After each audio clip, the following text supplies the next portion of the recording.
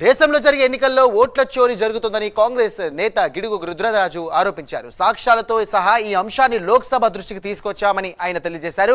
కర్ణాటక, బీహార్లో కూడా ఓట్ల చోరీ జరిగిందని రుద్రరాజు పేర్కొన్నారు.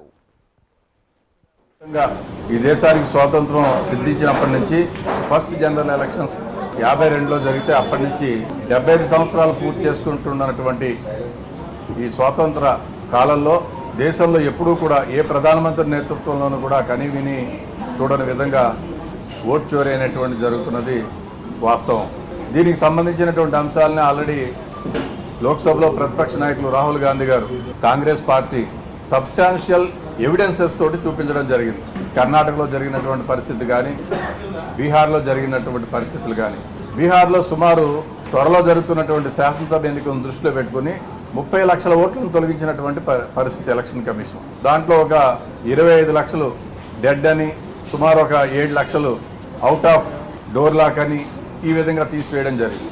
24లో జరిగినటువంటి జనరల్ ఎన్నికల్లో ఒక 7 ఫేసుల్లో ఈ దేశంలో ఎన్నికలు నిర్వహించడం జరిగింది.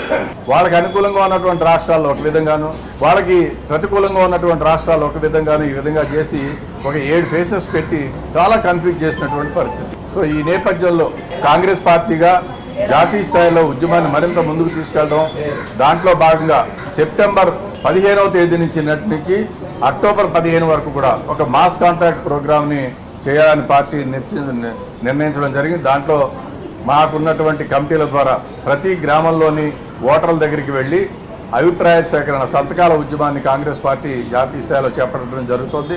దీన్ని ఆంధ్రప్రదేశ్లో కూడా మేము లాంచ్ చేయబోతున్నాం.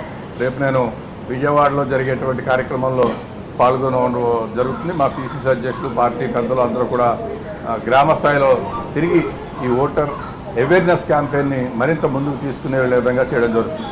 ప్రధాన